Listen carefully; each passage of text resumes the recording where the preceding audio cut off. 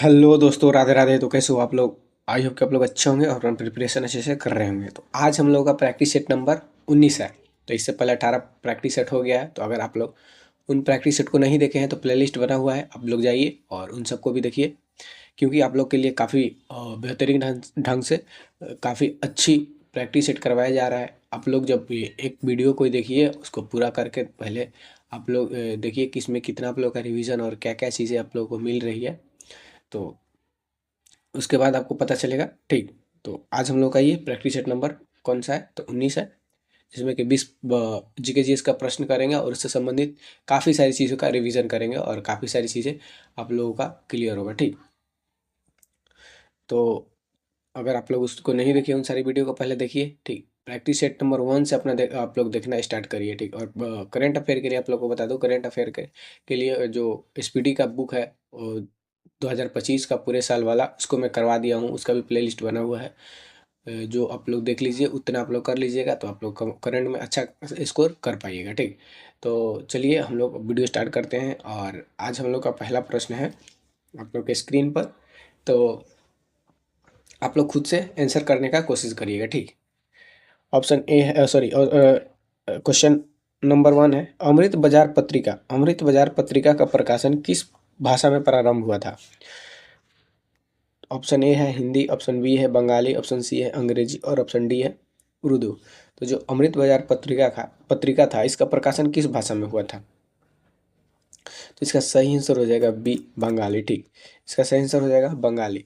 तो आइए हम लोग स्वतंत्रता संघर्ष के टाइम पर जितने भी पत्रिकाएं, समाचार पत्र, ये सभी प्रकाशित हुए थे, उन सब को देखते हैं। ठीक,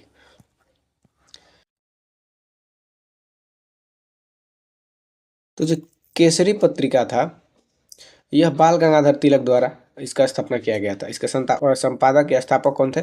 तो के बाल गंगाधर तिलक। और यह मराठी भाषा में था, मराठी भाषा में ये पत्र था। और इसे उग्र राष्ट्रवाद, इसमें उग्र राष्ट्रवाद की भावना इसमें देखा गया था। यंग इंडिया के संपादक हैं महात्मा गांधी। यंग इंडिया के संपादक महात्मा गांधी है। और अहिंसा और सत्याग्रह का प्रचार, इसके माध्यम से अहिंसा और सत्याग्रह का प्रचार किए।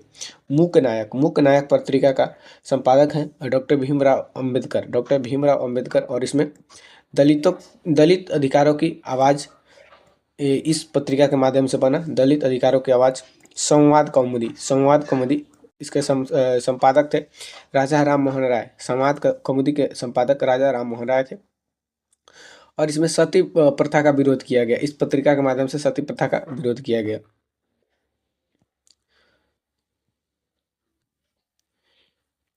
गदर, गदर के संपादक हैं लाला हरदयाल। इसमें विदेशों में आज़ादी की लहर उठी। इस पत्रिका के माध्यम से विदेशों में आज़ादी की लहर उठी। अल हिलाल के संपादक हैं अबुल कलाम आज़ाद। अल हिलाल के संपादक है अबुल कलाम आज़ाद। और इस पत्रिका के माध्यम से मुस्लिम समुदाय में जागरूकता बढ़ाया गया। उसके बाद है अमृत बाजार पत्रिका, इसके जो संपादक हैं शिशिर कुमार घोष। ठीक, शिशिर कुमार घोष। और ये रातों रात भाषा बदलने वाला अखबार इसको कहा जाता है, रातों रात भाषा बदलने वाला अखबार। उसके बाद है प्रताप, इसके संपादक थे गणेश शंकर विद्यार्थी। प्रताप के संपादक है गणेश कुमार विद्यार्थी। और ये क्रांतिकारियों का समर्थन करता था।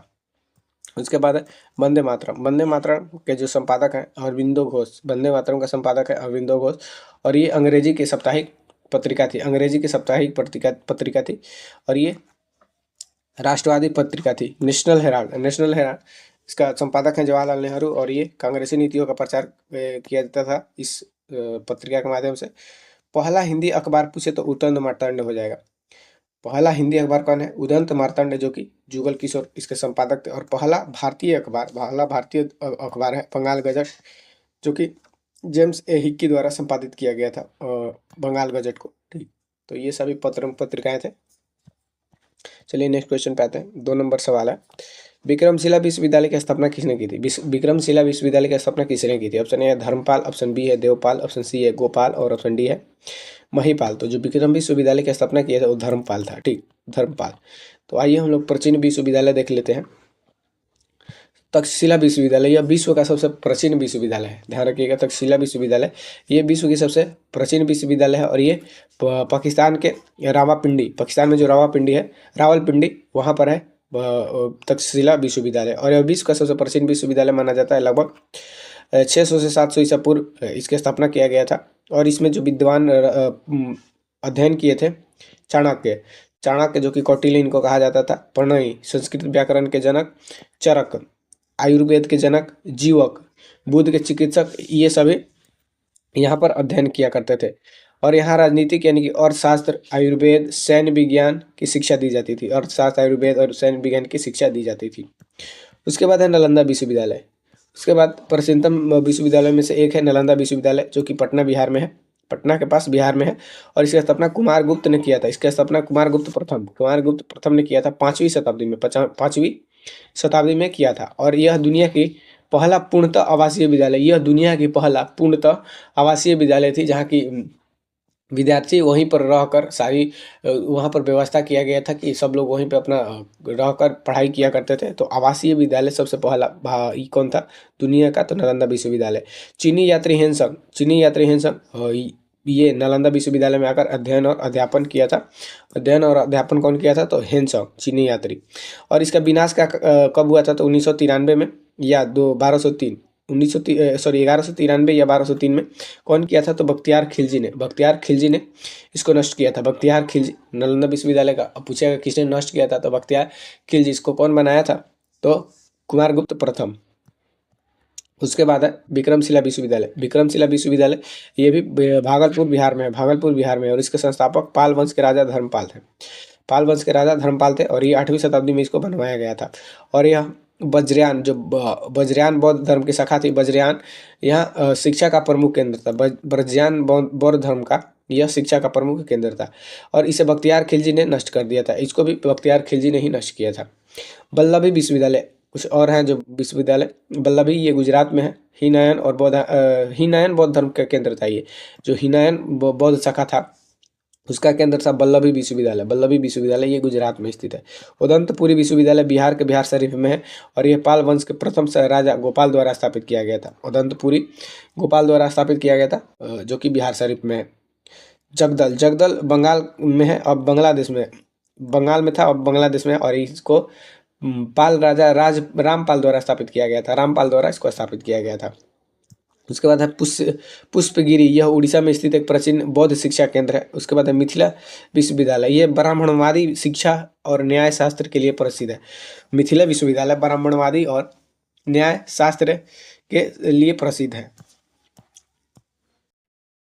नेक्स्ट क्वेश्चन पे आते हैं। संविधान के कौन सा अनुच्छेद राष्ट्रपति को अध्यादेश जारी करने की शक्ति देता है? क्वेश्चन है कि संविधान का कौन सा अनुच्छेद राष्ट्रपति को अध्यादेश जारी करने का शक्ति देता है? ऑप्शन ए है 123, ऑप्शन बी है 356, ऑप्शन सी है 352 और ऑप्शन डी है 360। तो ये सभी राष्ट्रपति की शक्ति से संबंधित है। तो ये जो ऑप्शन ए है ये राष्ट्रपति को अध्यादेश जारी करने की शक्ति देता है। और ये राष्ट्रीय आपात की से संबंधित है। 356 राष्ट्रीय आपात से संबंधित है। और 352 राष्ट्रपति सॉरी गड़बड़ हो गया। ये 352 है, ये राष्ट्रीय आपातकाल है। और 356 जो है राष्ट्रपति शासन, जो कि किसी राज्य का विधानसभा अगर भंग हो जाता है तो वहाँ पर राष्ट्रपति शासन लगाया जाता है 356 के तहत। और 360 है वित्तीय आपातकाल से संबंधित। वित्तीय आपातकाल, अगर देश में आर्थिक संकट आ जाता है तो वित्तीय आपातकाल लगाया जाता है। ये चीज़ आप लोग ध्यान रखिएगा। तो आइए हम लोग कुछ महत्वपूर्ण देख लेते हैं अनुच्छेद, जो कि बार बार पूछे जाते हैं। अनुच्छेद 14 ये कानून के समक्ष समानता। अनुच्छेद 14 कानून के समक्ष समानता। अनुच्छेद 17 अस्पृश्यता का अंत। अनुच्छेद 19 बोलने की स्वतंत्रता। अनुच्छेद 21 जीवन का अधिकार। अनुच्छेद 32 संवैधानिक उपचार। ये सभी आप लोग ध्यान रखिएगा। ये बार बार एक क्वेश्चन इन सभी अनुच्छेद से बनते हैं। आर्टिकल 44 समान नागरिक संहिता। आर्टिकल 51 के मौलिक कर्तव्य से संबंधित। आर्टिकल 61 राष्ट्रपति पर महाभियोग। आर्टिकल 72 राष्ट्रपति की क्षमादान की शक्ति। राष्ट्रपति की क्षमादान की शक्ति किसमें है? तो अनुच्छेद 72 में। अनुच्छेद 76 महान्यायवादी। अनुच्छेद 76 में महान्यायवादी। अनुच्छेद 110 में धन विधेयक। अनुच्छेद 110 में धन विधेयक की चर्चा है। वहीं अनुच्छेद 123 में अध्यादेश जारी करने की शक्ति है राष्ट्रपति को। और अनुच्छेद 148 में CAG यानी कि नियंत्रक एवं महालेखा परीक्षक की चर्चा है और अनुच्छेद 280 में है वित्त आयोग। अनुच्छेद 280 में वित्त आयोग की चर्चा है और अनुच्छेद 324 में चुनाव आयोग की चर्चा है। अनुच्छेद 324 में चुनाव आयोग की चर्चा है। उसके बाद है अनुच्छेद 352 राष्ट्रीय आपातकाल। अनुच्छेद 356 हो जाएगा क्या, ये 68 है। अनुच्छेद 356 राष्ट्रपति शासन और 360 वित्तीय आपातकाल और 368 संविधान संशोधन। 368 संविधान संशोधन।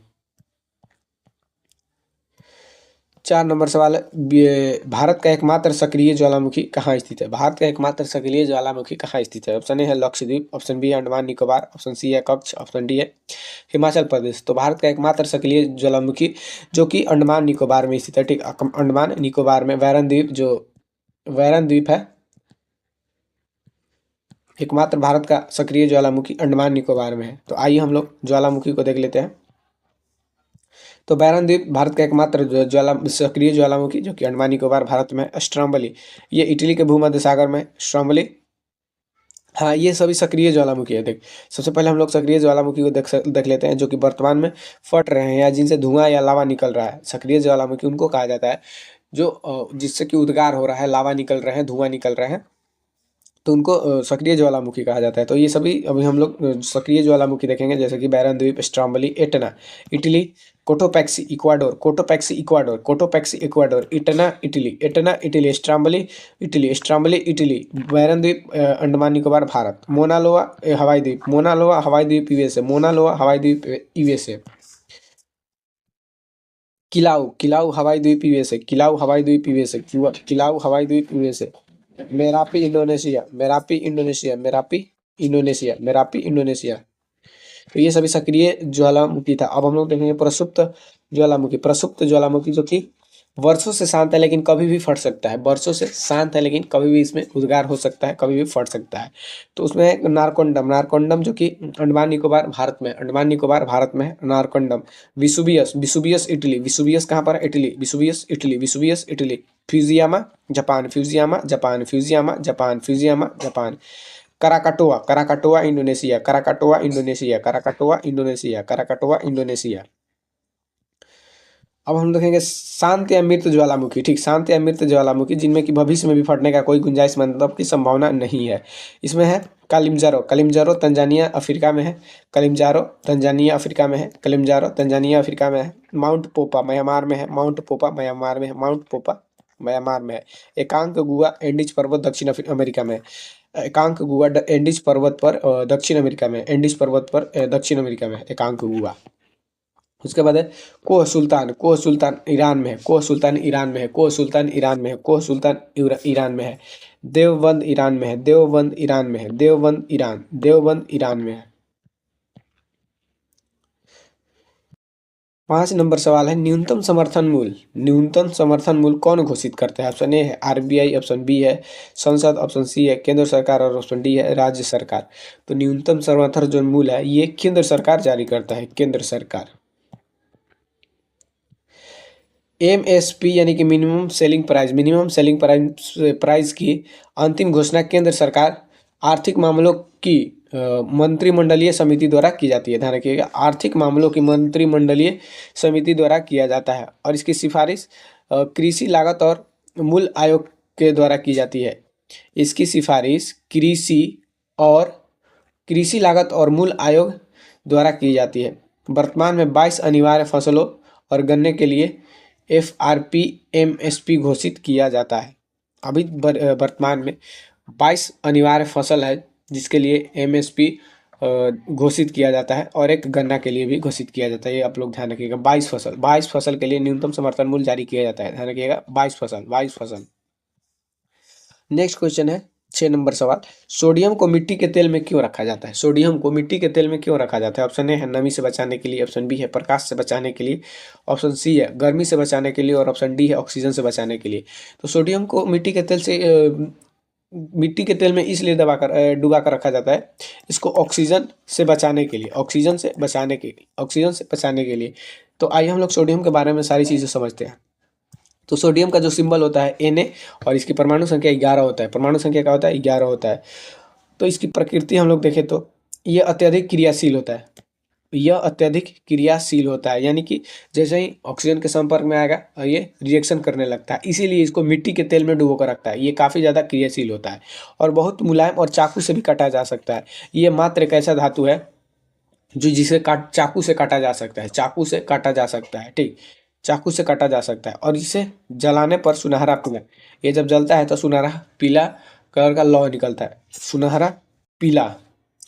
साधारण नमक जो सोडियम से जो बनते हैं, साधारण नमक में भी सोडियम का भूमिका है, जैसे NaCl। साधारण नमक का सूत्र क्या होता है? NaCl। बेकिंग सोडा का सूत्र होता है NaHCO3, यानी कि सोडियम बाइकार्बोनेट, उसके बाद है धोवन सोडा Na2CO3 सोडियम कार्बोनेट, धोवन soda Na2CO3 sodium carbonate. Caustic soda NaOH sodium hydroxide. साधारण नमक NaCl, baking soda sodium bicarbonate, धोवन सोडा सोडियम कार्बोनेट और कास्टिक सोडा सोडियम हाइड्रोक्साइड। तो बेकिंग सोडा का उपयोग खाना पकाने और अग्निशामक के रूप में किया जाता है। बेकिंग सोडा का उपयोग खाना पकाने और अग्निशामक के रूप में किया जाता है। और धोवन सोडा कपड़े धोने और कांच उद्योग में किया जाता है। और कास्टिक सोडा का उपयोग साबुन बनाने में किया जाता है। उसके बाद स्ट्रीट लाइट में जो पीली लाइटों में सोडियम वेपर का प्रयोग होता है। स्ट्रीट लाइट में जो पीली लाइटों के लिए सोडियम वेपर का प्रयोग किया जाता है। और चाकू से कटने वाली धातु सोडियम और पोटेशियम, चाकू से कटने वाली जो धातु है सोडियम और पोटेशियम दोनों है। ब्लड प्रेशर में शरीर में बीपी को नियंत्रित करता है। सोडियम शरीर में बीपी को भी नियंत्रित करता है, तो इसमें भी सोडियम का प्रयोग किया जाता है शरीर में बीपी को नियंत्रण करने के लिए। आइए नेक्स्ट क्वेश्चन पे चलते हैं। 7 नंबर सवाल है, लाहौर प्रस्ताव 1940 किससे संबंधित है? लाहौर प्रस्ताव है जो 1940 में आया था, ये किससे संबंधित है? ऑप्शन ए है पूर्ण स्वराज, ऑप्शन बी है पाकिस्तान की मांग, ऑप्शन सी है डोमिनियन स्टेट और ऑप्शन डी है संघीय शासन। तो ये जो प्रस्ताव था किससे संबंधित था, किस लिए ये प्रस्ताव लाया गया था 1940 में? तो इसका सही आंसर हो जाएगा पाकिस्तान की मांग, ठीक। लाहौर प्रस्ताव में पाकिस्तान की मांग किया गया था। तो आइए लाहौर प्रस्ताव को हम लोग समझते हैं। तो 23 मार्च 1940 को मुस्लिम लीग ने लाहौर अधिवेशन, ध्यान रखिएगा 23 मार्च 1939 के लाहौर अधिवेशन में लाहौर प्रस्ताव, जिसे कि पाकिस्तान प्रस्ताव भी कहा जाता है, लाहौर प्रस्ताव को पाकिस्तान प्रस्ताव भी कहा जाता है, और इसे पारित किया गया था। और इस प्रस्ताव में मुस्लिम लीग ने पहली बार औपचारिक रूप से भारत के उत्तर पश्चिम पूर्वी क्षेत्र को उत्तर पश्चिमी और पूर्वी क्षेत्र को मिलाकर एक स्वतंत्र और संप्रभु मुस्लिम राष्ट्र की मांग की थी, ठीक। तो इसी प्रस्ताव में क्या मांग की थी? तो उत्तर पश्चिम और पूर्वी क्षेत्रों को मिलाकर एक स्वतंत्र और संप्रभु मुस्लिम राष्ट्र की मांग की थी। हालांकि इस मूल प्रस्ताव में पाकिस्तान शब्द का प्रयोग नहीं हुआ था, लेकिन इसके विचारधारा यही था। इसमें पाकिस्तान का प्रयोग नहीं हुआ था, लेकिन इन लोगों का विचारधारा यही था कि मुस्लिम राष्ट्र एक स्वतंत्र राष्ट्र बनना चाहिए, जो कि भारत से अलग होकर, जैसे कि उत्तरी पश्चिम क्षेत्र अभी वर्तमान में जो पाकिस्तान है, और पूर्वी क्षेत्र जो कि बांग्लादेश है। पहले पाकिस्तान और बांग्लादेश एक ही था, अब भी अलग हो गया है। तो ये मांग कब किए थे? तो 27 मार्च 1940 के लाहौर अधिवेशन में, आप लोग ध्यान रखिएगा। तो मुस्लिम लीग का मांग कब किया गया था? मुस्लिम लीग द्वारा पाकिस्तान की मांग कब किया गया था? तो 1940 के लाहौर अधिवेशन में, ध्यान रखिएगा। लाहौर प्रस्ताव, जिसे कि पाकिस्तान प्रस्ताव भी कहा जाता है। तो आइए हम लोग कुछ महत्वपूर्ण घटना देख लेते हैं। 1905 में क्या हुआ था? तो बंगाल विभाजन। 1905 में बंगाल विभाजन हुआ था। ये कर्जन द्वारा किया गया था, कर्जन द्वारा, जो उस टाइम का जो वायसराय था कर्जन था।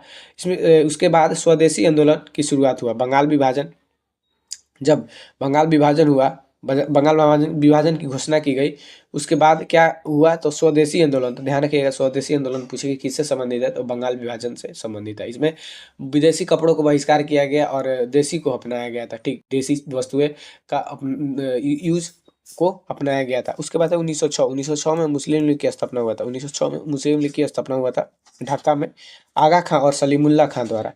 1906 में मुस्लिम लीग की स्थापना आगा खां और सलीमुल्लाह खां द्वारा ढाका में। 1907 में सूरत विभाजन। 1907 में सूरत विभाजन, जो कि सूरत अधिवेशन में कांग्रेस की विभाजन हुआ था, नरम दल और गरम दल में कांग्रेस का विभाजन हुआ था। 1911 दिल्ली दरबार। 1911 में दिल्ली दरबार का योजना 1911 में दिल्ली दरबार का आयोजन किया गया था, और इस दिल्ली दरबार में बंगाल विभाजन को रद्द किया गया और राजधानी कोलकाता से दिल्ली स्थानांतरित किया गया। 1911 में क्या हुआ था, दिल्ली दरबार का आयोजन किया गया था, जिसमें कि बंगाल विभाजन को रद्द कर दिया गया और कोलकाता से दिल्ली राजधानी को स्थानांतरित किया गया। 1916 लखनऊ समझौता, कांग्रेस और मुस्लिम लीग के बीच समझौता। 1916 में जो लखनऊ समझौता हुआ था, इसमें कांग्रेस और मुस्लिम लीग के बीच समझौता हुआ था, और इसी में क्या हुआ था कि नरम दल और गरम दल भी एक हुए थे, और इसके जो अध्यक्षता किए थे एसी मजूमदार। इसलिए इम्पोर्टेंट हो जाता है क्योंकि ये कांग्रेस और मुस्लिम लीग का समझौता हुआ था, और इसके अध्यक्ष आप लोग ध्यान रखिएगा एसी मजूमदार है।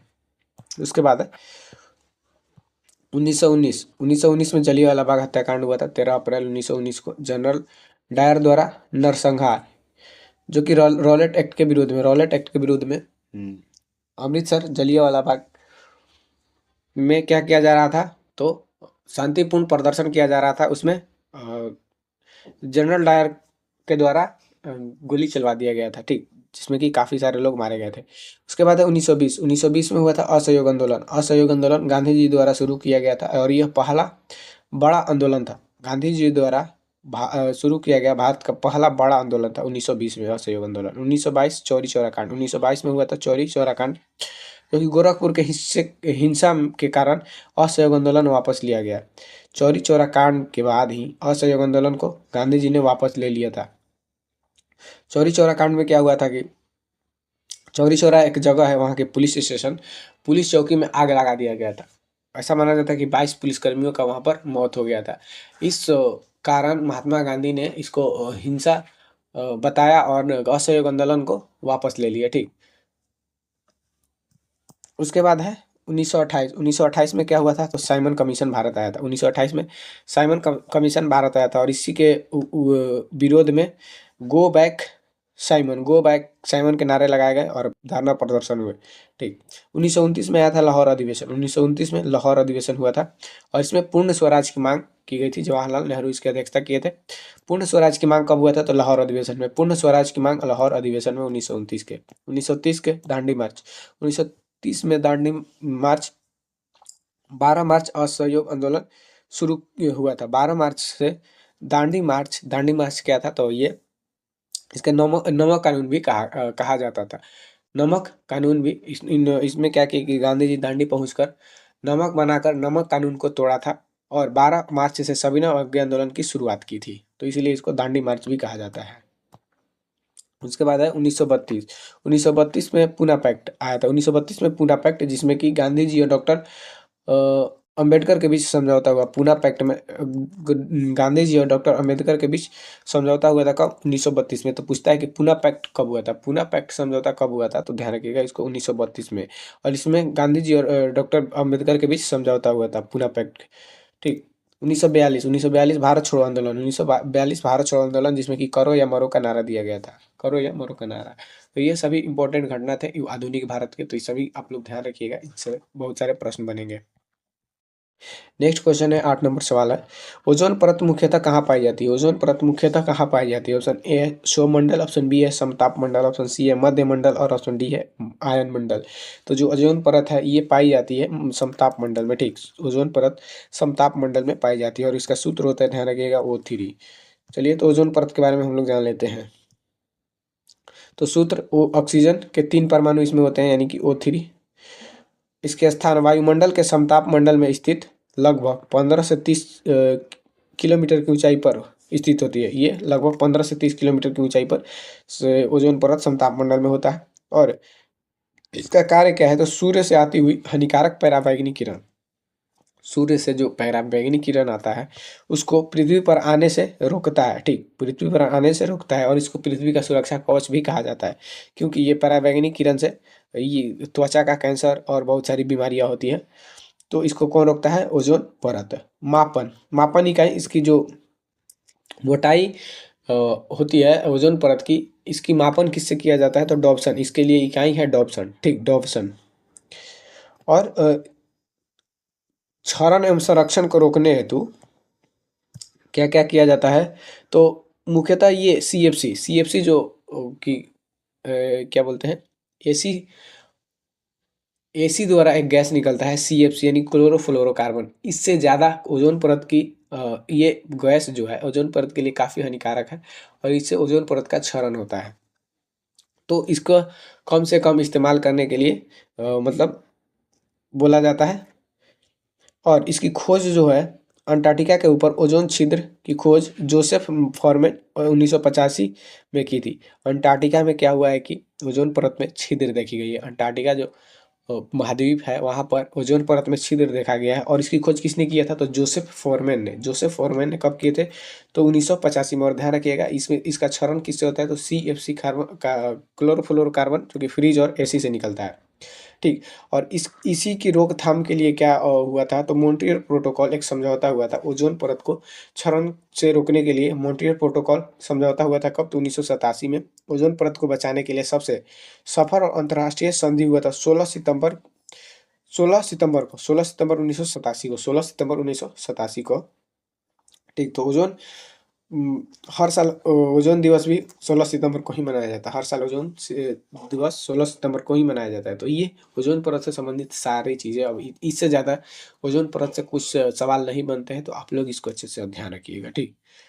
ओजोन परत का क्षरण किससे? तो CFC मॉन्ट्रियल प्रोटोकॉल जो कि ओजोन से संबंधित है, कब हुआ था? तो 16 सितंबर 1987 को।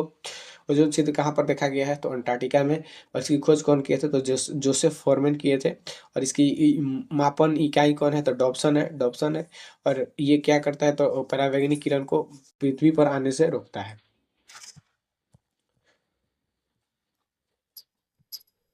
ओजोन परत की कमी से त्वचा कैंसर या मोतियाबिंद का खतरा बढ़ता है।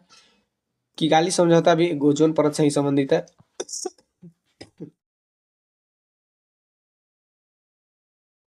नेक्स्ट क्वेश्चन, ब्लैक होल सिद्धांत किस वैज्ञानिक से संबंधित है? ब्लैक होल का सिद्धांत सबसे पहले किसने दिया था? Option A Newton, option B है आइंस्टीन, ऑप्शन सी है स्टीफन हॉकिंस और ऑप्शन डी है गैलीलियो।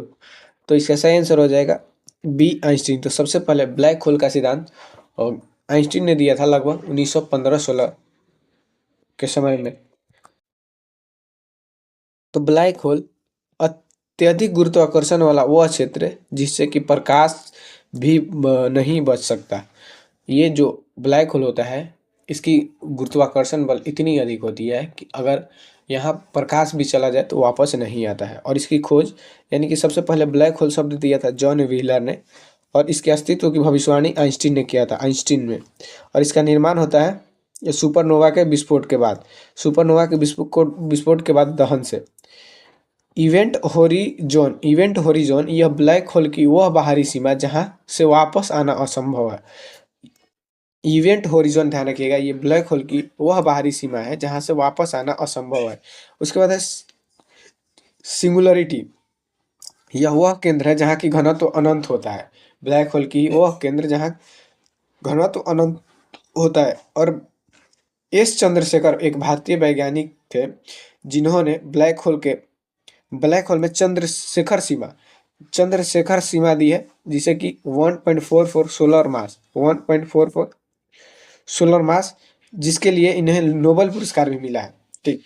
इन्होंने ब्लैक होल में चंद्रशेखर सीमा दी है, उन्हें उनके लिए नोबेल पुरस्कार मिला था।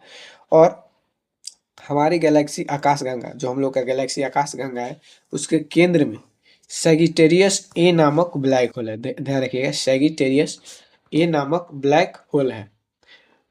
उसके बाद स्टीफन हॉकिंस ने हॉकिंग रेडिएशन का सिद्धांत दिया, ब्लैक होल से ऊर्जा का उत्सर्जन।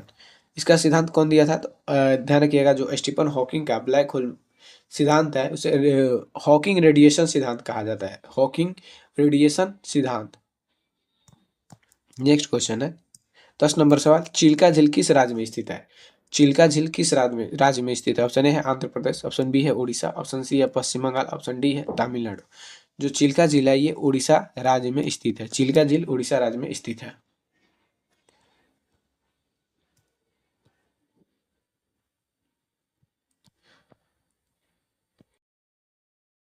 सबसे बड़ी खारा पानी का झील चिल्का झील उड़ीसा में है। ठीक।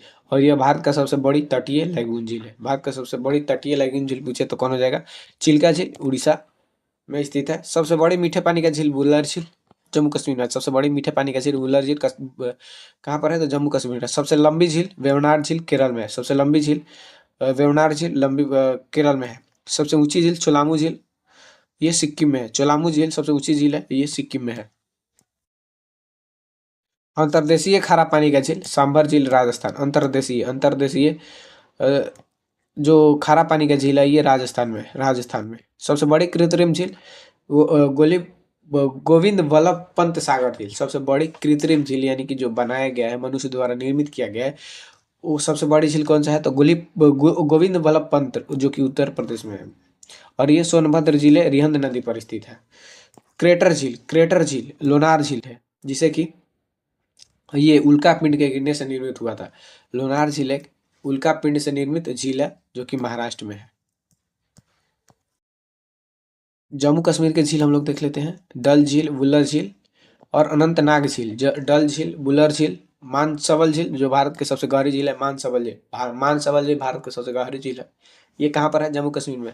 तो डल झील, वुलर झील, मानसबल झील, अनंतनाग झील, शेषनाग झील, ये सभी जम्मू कश्मीर में। उत्तराखंड के नैनीताल, भीमताल, रूपकुंड, जिसे कि कंकाल झील भी कहा जाता है, सात ताल, देवताल। तो देख रहे हैं जितने भी ताल हैं सभी उत्तराखंड के, जितने भी ताल है उत्तराखंड के।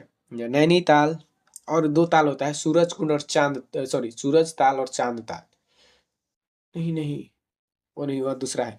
उत्तराखंड वाला देख लेते हैं हम लोग। नैनीताल, भीमताल, रूपकुंड और कंकाल झील और सात ताल, देवताल, ये सभी उत्तराखंड के हैं। राजस्थान में जयसमंद, देवर, उसके बाद नक्की, पिछौला, फतेह सागर, पुष्कर, ये सभी राजस्थान में है। राजसमंद, नक्की, पिछौला, फतेह सागर, पुष्कर। राजसमंद, नक्की, पिछौला, फतेह सागर, पुष्कर। आंध्र प्रदेश कोलेरू, ये मीठा पानी का झील है। पुलिकट, ये आंध्र प्रदेश और तमिलनाडु की सीमा पर है। पुलिकट आंध्र प्रदेश और तमिलनाडु की सीमा पर है। पुलिकट आंध्र प्रदेश और तमिलनाडु की सीमा पर है। मणिपुर में लोकटक झील एकमात्र ऐसा झील है जो तैरता हुआ, यहाँ पर तैरता हुआ पार्क स्थित है। कैबुल लामजाओ पार्क, जो कि लोकटक झील में है, मणिपुर में है। केरल अष्टमुडी झील और सस्तमकोटा झील और पेरियार झील। केरल में अष्टमुडी, सस्तमकोटा और पेरियार। लद्दाख में पैंगोत, तसो मोरिरी। लद्दाख में पैंगोंग, तसो मोरिरी। इन दोनों में तसो लगा है, तो तसो वाला ध्यान रखिएगा। तसो वाला लद्दाख में है। 11 नंबर सवाल है, हाइड्रोजन बम किस सिद्धांत पर आधारित है? हाइड्रोजन बम किस सिद्धांत पर आधारित है? ऑप्शन ए है नाभिकीय विखंडन, ऑप्शन बी है नाभिकीय संलयन, ऑप्शन सी है रेडियोधर्मिता और ऑप्शन डी है अर्धायु सिद्धांत। हाइड्रोजन बम किस सिद्धांत पर आधारित है? तो ये नाभिकीय संलयन पर आधारित है। नाभिकीय संलयन पर आधारित है हाइड्रोजन बम। तो आइए हम लोग हाइड्रोजन बम और परमाणु बम के बारे में समझ लेते हैं। तो हाइड्रोजन बम यह नाभिकीय संलयन पर आधारित है, और यह दो हल्के नाभिक जैसे कि हाइड्रोजन के समस्थानिक मिलकर एक भारी नाभिक बनाते हैं। ठीक, दो नाभिक हाइड्रोजन के जैसे समस्थानिक मिलकर क्या बनाते हैं? भारी नाभिक बनाते हैं। और इसमें ईंधन के रूप में ड्यूटेरियम और ट्रिटेरियम, यानी कि ड्यूटेरियम और ट्रिटेरियम का उपयोग किया जाता है। और इसकी खोजकर्ता एडवर्ड टेलर है। ठीक, हाइड्रोजन बम के खोजकर्ता एडवर्ड टेलर हैं। हाइड्रोजन बम को सक्रिय करने के लिए बहुत अत्यधिक तापमान की आवश्यकता होती है। इसके लिए इसके अंदर एक छोटा परमाणु बम ट्रिगर के रूप में इस्तेमाल किया जाता है। जो हाइड्रोजन बम को सक्रिय करने के लिए क्या बहुत अधिक तापमान की जरूरत होता है, तो इसके लिए एक छोटा सा परमाणु बम, जैसे ये गन में ट्रिगर होता है, वैसे ही हाइड्रोजन बम में एक छोटा सा परमाणु बम होता है ट्रिगर करने के लिए हाइड्रोजन बम को। यह परमाणु की तुलना में हजारों गुना अधिक विनाशकारी होता है। सोच लीजिए परमाणु के तुलना में कितना गुना अधिक विनाशकारी है। आजकल देश में इतने सारे परमाणु बम हो गए हैं, समझो अगर हाइड्रोजन बम होते तो क्या होते। और इसकी पहली परीक्षण ईवी माइक 1952 अमेरिका में हुआ था। पहली परीक्षण ईवी माइक द्वारा 1952 में अमेरिका में किया गया था। अमेरिका में 1952 हाइड्रोजन परीक्षण कहाँ पर हुआ था पहली बार? तो 1952 में अमेरिका में ईवी माइक द्वारा। अब हम लोग जानेंगे परमाणु बम के बारे में। तो यह अनियंत्रित नाभिकीय विखंडन पर कार्य करता है। कौन? तो परमाणु बम। ठीक, परमाणु बम हाइड्रोजन संलयन, नाभिकीय संलयन और परमाणु नाभिकीय विखंडन, ये ध्यान रखना है। परमाणु विखंडन, सॉरी, नाभिकीय विखंडन परमाणु बम और नाभिकीय संलयन हाइड्रोजन बम। और यह भारी नाभिक जैसे यूरेनियम दो छोटे नाभिक में टूटता है। इसमें क्या होता है कि यूरेनियम के दो भारी इसमें भारी नाभिक के दो छोटे नाभिक में टूटता है और इसके ईंधन के रूप में यूरेनियम 235 और प्लूटोनियम 239 का उपयोग किया जाता है। यूरेनियम 235 और प्लूटोनियम 239, ध्यान रखिएगा, इसमें ईंधन के रूप में क्या, तो यूरेनियम 235 प्लूटोनियम 239 का उपयोग किया जाता है। इसके खोजकर्ता जो है रॉबर्ट ओपेनहाइमर है। रॉबर्ट ओपेनहाइमर, रॉबर्ट ओपेनहाइमर, इन्हें परमाणु बम का जनक कहा जाता है, रॉबर्ट ओपेनहाइमर। पहला परीक्षण ट्रिनिटी ट्रिनिटी ट्रिनिटी 16 जुलाई 1945 को अमेरिका में। पहला परीक्षण कौन किया था? ट्रिनिटी ने 16 जुलाई 1945 को अमेरिका में, 16 जुलाई 1945 को अमेरिका में। और ध्यान रखिएगा 6 अगस्त 1945 को, 6 अगस्त 1945 को द्वितीय विश्व युद्ध में हिरोशिमा पर बम गिराया गया था, परमाणु बम, ठीक, परमाणु बम, जिसका नाम था लिटिल बॉय, ठीक, जिसका नाम था लिटिल बॉय, और ये यूरेनियम पर आधारित है, यूरेनियम पर। और जो 9 अगस्त 1945 को नागासाकी पर, दोनों जापान में, हिरोशिमा और नागासाकी, और द्वितीय विश्व युद्ध के दौरान ये दोनों जगहों पर परमाणु बम गिराया गया था, ठीक, एक हिरोशिमा और एक नागासाकी पर। हिरोशिमा वाला लिटिल बॉय और नागासाकी वाला है फैट मैन, और ये प्लूटोनियम पर आधारित था, ठीक। तो ये चीज भी आप लोग ध्यान रखिएगा, ये पूछता है। नेक्स्ट क्वेश्चन पे आते हैं हम लोग। 12 नंबर सवाल है, बिहार केसरी के नाम से कौन प्रसिद्ध है? बिहार केसरी के नाम से कौन प्रसिद्ध है? ऑप्शन बी है श्री कृष्णा सिंह, इसका सही आंसर हो जाएगा श्री कृष्णा सिंह। बिहार केसरी नाम से प्रसिद्ध है श्री कृष्णा सिंह। तो आइए अब हम लोग उपनाम देख लेते हैं, ठीक। तो सरदार लौह पुरुष या भारत का बिस्मार्क, लौह पुरुष या भारत का बिस्मार्क किसको कहा जाता था? सरदार वल्लभ भाई पटेल को। लौह पुरुष या भारत का बिस्मार्क किसे कहा जाता था? तो सरदार वल्लभ भाई पटेल को। सीमांत गांधी अब्दुल गफार खान को, सीमांत गांधी खान अब्दुल गफार खान को कहा जाता था, सीमांत गांधी। भारत का विश्व पुरुष वृद्ध पुरुष दादा भाई नौरोजी को, भारत का वृद्ध पुरुष दादा भाई नौरोजी को, यानी कि ग्रैंड ओल्ड मैन के नाम से कौन जाने जाते थे? तो दादा भाई नौरोजी। लोकमान्य, लोकमान्य किसे कहा जाता था? तो बाल गंगाधर तिलक को, लोकमान्य बाल गंगाधर तिलक। शांति पुरुष लाल बहादुर शास्त्री, शांति पुरुष लाल बहादुर शास्त्री, शांति पुरुष लाल बहादुर शास्त्री, शांति पुरुष लाल बहादुर शास्त्री। पंजाब केसरी लाला लाजपत राय, पंजाब केसरी लाला लाजपत राय, पंजाब केसरी लाला लाजपत राय। देश रत्न या आजाद शत्रु, देश रत्न या आजाद शत्रु डॉक्टर राजेंद्र प्रसाद, देश रत्न या आजाद शत्रु डॉक्टर राजेंद्र प्रसाद। शहीद ए आजम भगत सिंह, शहीद ए आजम भगत सिंह, शहीद ए आजम भगत सिंह, शहीद ए आजम भगत सिंह। भारत की कोकिला सरोजनी नायडू, भारत की कोकिला सरोजनी नायडू, भारत की कोकिला सरोजनी नायडू। स्वर कोकिला लता मंगेशकर, स्वर कोकिला लता मंगेशकर। भारत की कोकिला सरोजनी नायडू। उड़न परी पीटी उषा, उड़न परी पीटी उषा, उड़न परी पीटी उषा, उड़न परी पीटी उषा। हॉकी का जादूगर ध्यानचंद, हॉकी का जादूगर ध्यानचंद, हॉकी का जादूगर ध्यानचंद, हॉकी का जादूगर ध्यानचंद। निर्मल हृदय मदर टेरेसा, निर्मल हृदय मदर टेरेसा, निर्मल हृदय मदर टेरेसा, निर्मल हृदय मदर टेरेसा। अब हम लोग शहरों के उपनाम देख लेते हैं। जैसे भारत का मैनचेस्टर अहमदाबाद, भारत का मैनचेस्टर अहमदाबाद, भारत का मैनचेस्टर अहमदाबाद। झीलों का शहर उदयपुर या श्रीनगर, झीलों का शहर उदयपुर या श्रीनगर, झीलों का शहर उदयपुर या श्रीनगर। गुलाबी शहर यानी कि pink city Jaipur, pink city Jaipur, pink city Jaipur. मसालों का बगीचा केरल, मसालों का बगीचा केरल, मसालों का बगीचा केरल, मसालों का बगीचा केरल। नवाबों का शहर लखनऊ, नवाबों का शहर लखनऊ, नवाबों का शहर लखनऊ। सात टापुओं का नगर मुंबई, सात टापुओं का नगर मुंबई, सात टापुओं का नगर मुंबई। मंदिरों एवं घाटों का नगर, मंदिरों एवं घाटों का नगर वाराणसी, मंदिरों एवं घाटों का नगर वाराणसी। दक्षिण की गंगा कावेरी नदी, दक्षिण की गंगा कावेरी नदी, दक्षिण की गंगा कावेरी नदी। बिहार का शोक कोसी नदी, बिहार का शोक कोसी नदी, बिहार का शोक कोसी नदी नदी। तोता है हिंद अमीर खुसरो, तोता है हिंद अमीर खुसरो, तोता है हिंद Amir Khusro. Magnificent Mary, magnificent Mary Mary Kom को, मैग्निफिसेंट मैरी मैरी कॉम को। भारत के नेपोलियन समुद्रगुप्त को, भारत के नेपोलियन समुद्रगुप्त को। बिहार विभूति डॉक्टर अनुग्रह नारायण, बिहार विभूति डॉक्टर अनुग्रह नारायण। जितने भी उपनाम हुए व्यक्ति और स्थान सबका हो गया, ठीक। चलो नेक्स्ट क्वेश्चन पे आते हैं। 13 नंबर सवाल है, शारदा अधिनियम किससे संबंधित है? शारदा अधिनियम किससे संबंधित है? ऑप्शन ए है भूमि सुधार, ऑप्शन बी है बाल विवाह निषेध, ऑप्शन सी है शिक्षा, ऑप्शन डी है प्रेस स्वतंत्रता।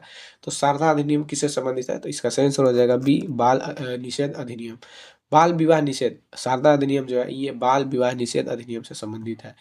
तो आइए शारदा अधिनियम के बारे में हम लोग जान लेते हैं। तो शारदा अधिनियम, जिसे कि आधिकारिक तौर पर बाल विवाह निरोध अधिनियम 1929 कहा जाता है, ठीक, ये कब आया था? ये 1929 में, ये अधिनियम 1929 में पारित हुआ था। और यह भारत में बाल विवाह को रोकने के लिए बनाया गया पहला महत्वपूर्ण कानून था, ठीक। तो आइए अब हम लोग कुछ और एक्ट को देख लेते हैं, अधिनियम को देख लेते हैं।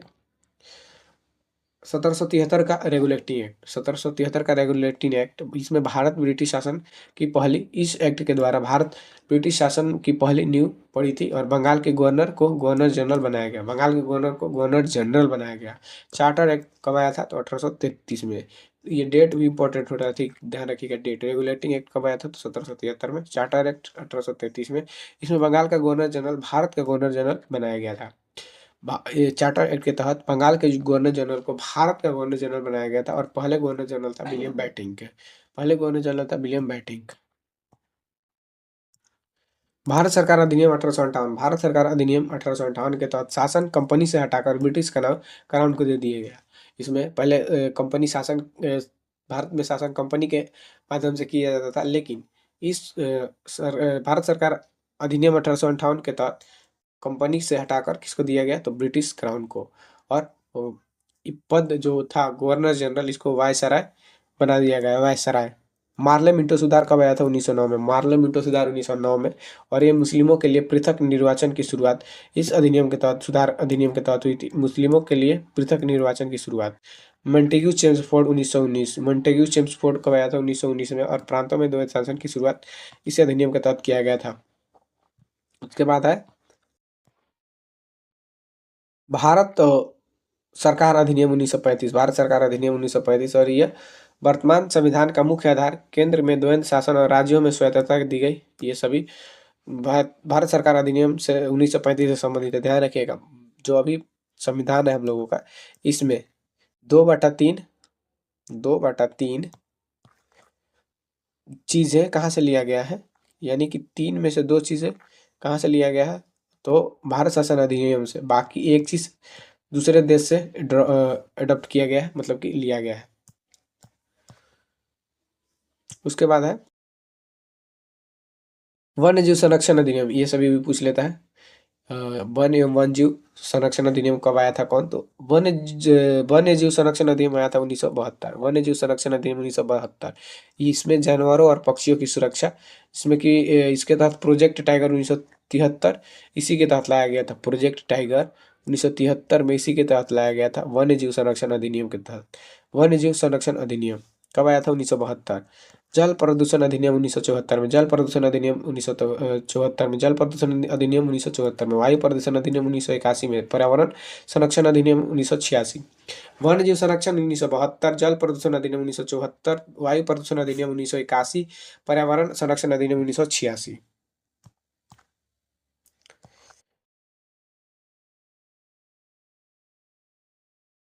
और एक है जैव विविधता अधिनियम, जैव विविधता अधिनियम 2002, जैव विविधता अधिनियम 2002, जैव विविधता अधिनियम 2002। 14 नंबर सवाल है, कार्बन क्रेडिट किससे संबंधित है? कार्बन क्रेडिट किससे संबंधित है? ऑप्शन ए है बैंकिंग, ऑप्शन बी है जलवायु परिवर्तन, ऑप्शन सी है व्यापार, ऑप्शन डी है कर प्रणाली। कार्बन क्रेडिट का सही आंसर हो जाएगा बी, जलवायु परिवर्तन। कार्बन क्रेडिट जलवायु परिवर्तन से संबंधित है। कार्बन क्रेडिट एक अंतर्राष्ट्रीय परमाणु प्रणाली है जिसका मुख्य उद्देश्य ग्रीन हाउस गैसों के उत्सर्जन को कम करके जलवायु परिवर्तन को नियंत्रित करना। जो ग्रीन हाउस गैस के बारे में आप लोग जानते हैं, ग्रीन हाउस गैस कौन है? तो CO2, N2O, ये सभी मुख्य, एक हो गया CH4। तो इससे क्या होता है कि ग्लोबल वार्मिंग होता है। तो ये सभी ग्रीन हाउस गैसें हैं, ग्लोबल वार्मिंग हुआ तो ग्लोबल वार्मिंग होगा तो पृथ्वी का तापमान बढ़ेगा, जिससे अधिक गर्मी बढ़ेगी। तो इसी को कम करने के लिए ये क्या किया गया है, तो अंतर्राष्ट्रीय परमाणु प्रणाली है, इसकी नियंत्रण के लिए ये शुरुआत किया गया था और इसकी अवधारणा 1997 में क्योटो प्रोटोकॉल से विकसित हुआ है। इसकी अवधारणा कब से विकसित हुआ है, तो 1997 के क्योटो प्रोटोकॉल, ये ग्रीन हाउस गैस प्रभाव को कम करने के लिए ही 1997 में क्योटो प्रोटोकॉल एक समझौता किया गया था। क्योटो प्रोटोकॉल के नाम से समझौता किया गया था और एक carbon credit 1 ton carbon oxide या उसके बराबर कि अन्य ग्रीन हाउस गैसों के उत्सर्जन को कम करने की अनुमति या अधिकार को दर्शाता है। ठीक, तो ये सब बोल रहा है कि मतलब CO2 को उत्सर्जन को कम करने की अनुमति या अधिकार को दर्शाता है। 15 नंबर सवाल है, नंदा देवी किस राज्य से में स्थित है? नंदा देवी किस राज्य में स्थित है? ऑप्शन ए है हिमाचल प्रदेश, ऑप्शन बी है उत्तराखंड, ऑप्शन सी है सिक्किम, ऑप्शन डी है अरुणाचल प्रदेश। तो ये नंदा देवी जो है ये उत्तराखंड की सबसे ऊंची चोटी है। नंदा देवी उत्तराखंड की सबसे ऊंची चोटी है, इसका सही आंसर हो जाएगा उत्तराखंड। आइए अब हम लोग सभी राज्यों के ऊंची चोटी को देख लेते हैं। ठीक, जैसे गॉडविन ऑस्टिन ये भारत की सबसे ऊंची चोटी है, लेकिन ये POK यानी कि पाक अधिकृत क्षेत्र में है। पाक अधिकृत क्षेत्र में गॉडविन ऑस्टिन भारत की सबसे ऊंची चोटी। कंचनजंगा हिमालय में स्थित भारत की सबसे ऊंची चोटी, हिमालय में स्थित भारत की सबसे ऊंची चोटी कंचनजंगा है। और नंदा देवी पूरी तरह से भारत के भीतर स्थित सबसे ऊंची चोटी है। यहाँ पर क्या समझना है, ये जो K2 है ये तो POK में है, जो कि हम लोग ये भारत का हिस्सा है, लेकिन इस पर अधिकार किसका है अभी, तो पाकिस्तान का है। तो हम लोग ये भारत का अपना हिस्सा मानते हैं, तो ऐसे हो जाएगा भारत का सबसे ऊंची चोटी। और ये जो कंचनजंगा है ये सिक्किम और नेपाल के सीमा पर स्थित है।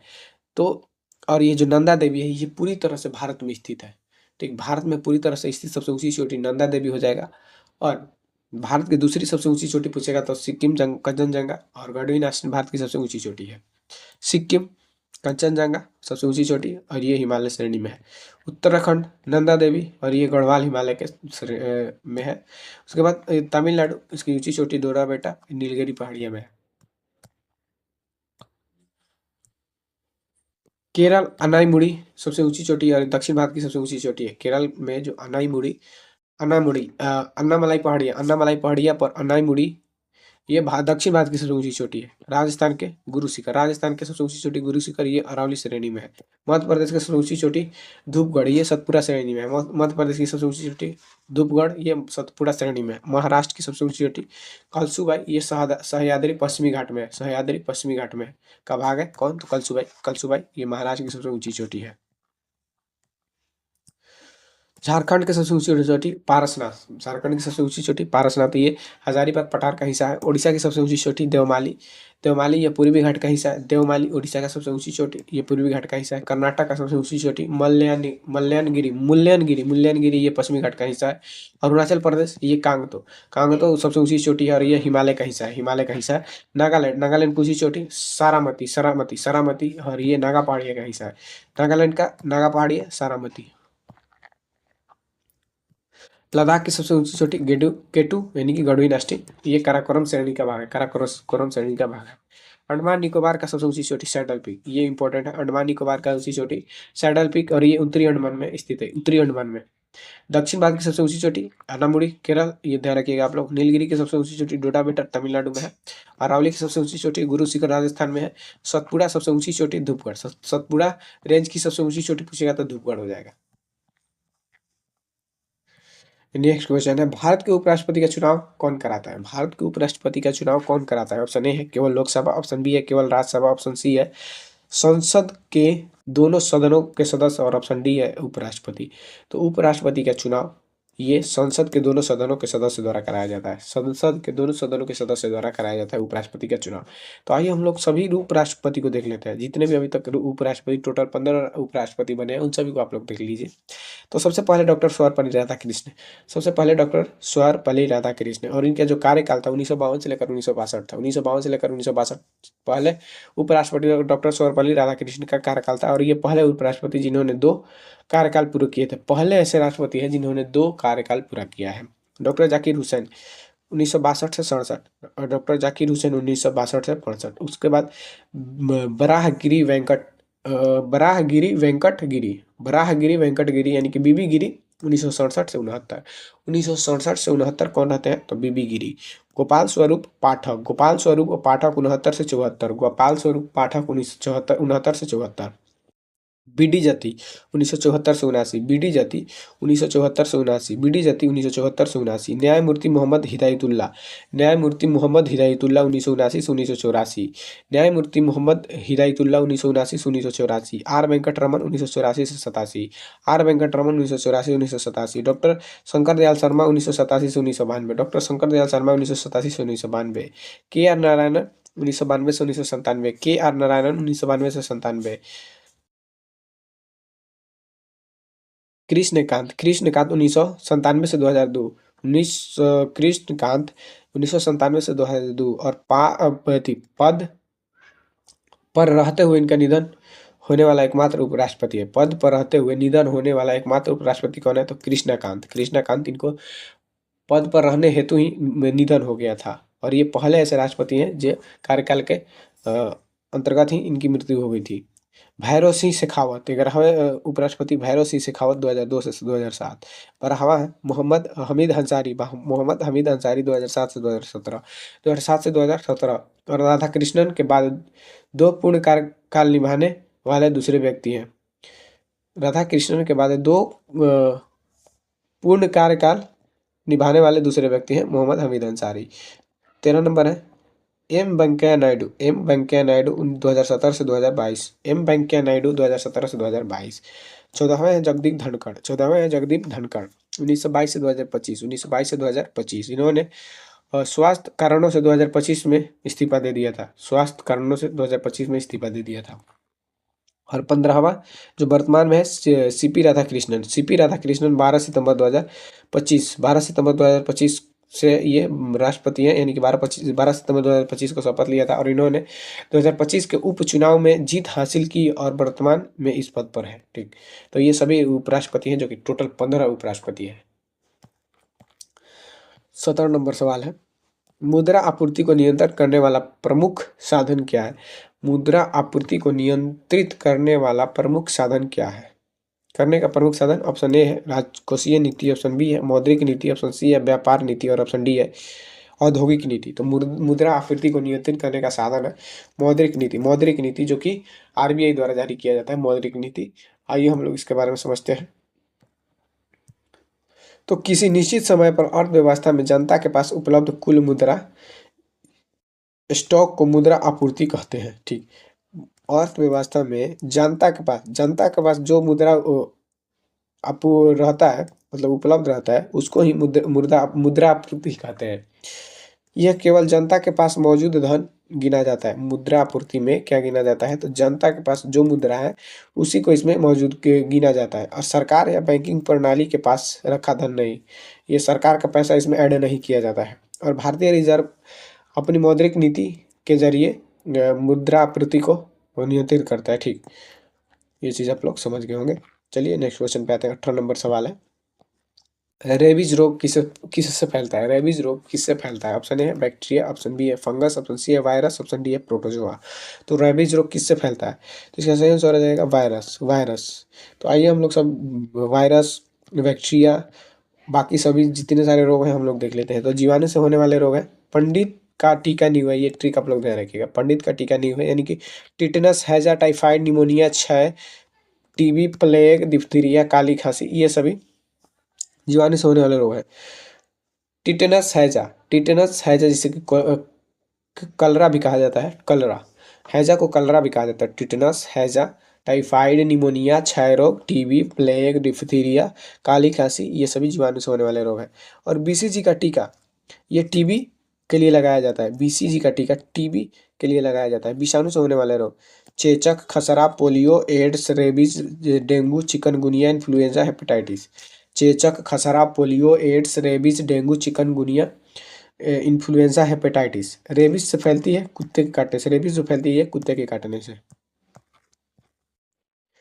प्रोटोजोआ से होने वाले रोग है मलेरिया, पायरिया, सोने की बीमारी, पेचिस, कालाजार। मलेरिया, पायरिया, सोने की बीमारी, पेचिस, कालाजार। मलेरिया, पायरिया, सोने की बीमारी, पेचिस, कालाजार, ये सभी प्रोटोजोआ से। मलेरिया, पायरिया, सोने की बीमारी, पेचिस, कालाजार। मलेरिया का वाहक कौन है? तो माना एनोफिलीज मच्छर, ये पूछता है। माना एनाफिलीज मच्छर ये मलेरिया का वाहक है। कवक, कवक से होने वाले रोग दाद, खाद, खूट, दाद, खाज, एथिलीट फूट, गंजापन, दामा। दाद, खाज, एथिलीट कूट, गंजापन, दामा। दाद, खाज, एथिलीट कूट, गंजापन, दामा। अनुवांशिक रोग, अनुवांशिक रोग जो माता पिता से यानी कि पीढ़ी दर पीढ़ी रोग चलता है उसे अनुवांशिक रोग कहा जाता है। जैसे वर्णांधता, वर्णांधता यानी कलर ब्लाइंडनेस, इसमें लाल और हरा रंग में फर्क ही नहीं पता चलता है, लाल और हरा रंग में फर्क ही नहीं पता चलता है कलर ब्लाइंडनेस में। हीमोफीलिया, इसमें रक्त का थक्का नहीं बनता है। हीमोफीलिया, इसमें रक्त का थक्का नहीं बनता है। डाउन सिंड्रोम, डाउन सिंड्रोम भी अनुवांशिक रोग है। 19 नंबर सवाल है, मानव शरीर में रक्त का पीएच मान लगभग कितना होता है? मानव शरीर में रक्त का पीएच मान लगभग कितना होता है? ऑप्शन ए है 6.4, ऑप्शन बी है 7.0, ऑप्शन सी है 7.4, ऑप्शन डी है 8.0। तो मानव रक्त का जो पीएच मान होता है ये 7.4 होता है। मानव रक्त का पीएच मान 7.4 होता है। शुद्ध जल का 7, शुद्ध जल उदासीन होता है तो इसका पीएच मान 7 होता है, ध्यान रखिएगा।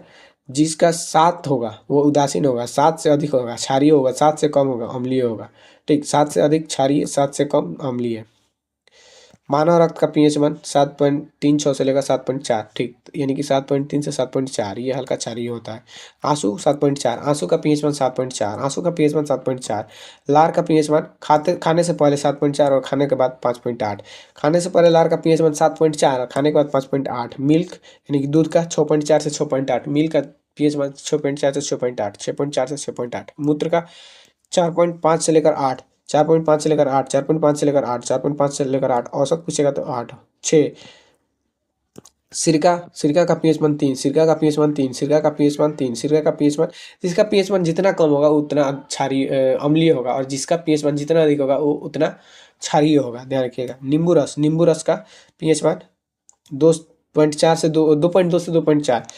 नींबू रस का पीएच मान 2.2 से 2.4। जठर रस का 1.5 से 3.5। जठर रस का पीएच मान 1.5 से 3.5, 1.5 से 3.5। टमाटर रस का 4.1 से 4.4, टमाटर रस का 4.1 से 4.4। कॉफी का 4.5 से 5.5, कॉफी 4.5 से 5.5, कॉफी 4.5 से 5.5। बियर 4.4, 4 से 5, 4 से 5। बियर का 4 से 5, बियर का 4 से 5। अम्लीय वर्षा का 5 से 5.0, अम्लीय वर्षा 5 से 5.0, अम्लीय वर्षा 5 से 5.0। समुद्री जल 7.5 से 8.5, समुद्री जल 7.5 से 8.5। Baking soda 8.3, baking soda 8.3, baking soda 8.3। Ammonia 11 से 11.6, 11 से 11.6। HCl 0, HCl 0। NaOH 14.0, HCl 14, HCl 14। यानी हाइड्रोक्लोरिक अम्ल का पीएच मान 0 होता है। 20 नंबर सवाल है, यूनेस्को की स्थापना कब हुई थी? यूनेस्को की स्थापना कब हुई थी? ऑप्शन ए 1980, ऑप्शन बी है 1983, ऑप्शन सी है 1995, ऑप्शन डी है 1990। तो यूनेस्को की स्थापना कब हुआ था? तो इसका सही आंसर हो जाएगा, चाहे इसमें नहीं दिया हुआ है, 1945, ध्यान रखिएगा 1945। यूनेस्को की स्थापना 1945 में हुआ था। तो आइए हम लोग यूनेस्को के बारे में सारी चीज़ें देख लेते हैं। तो इसका पूरा नाम होता है संयुक्त राष्ट्र शैक्षिक वैज्ञानिक एवं सांस्कृतिक संगठन। संयुक्त राष्ट्र शैक्षिक वैज्ञानिक एवं सांस्कृतिक संगठन, यानी कि united nation educational scientific cultural organization. United nation educational scientific cultural organization. इसकी स्थापना 16 नवंबर 1945 को लंदन में, इसकी स्थापना 16 नवंबर 1945 को लंदन में, 16 नवंबर 1945 को लंदन में। इसका मुख्यालय पेरिस फ्रांस में, इसका मुख्यालय पेरिस फ्रांस में, मुख्यालय पेरिस फ्रांस में।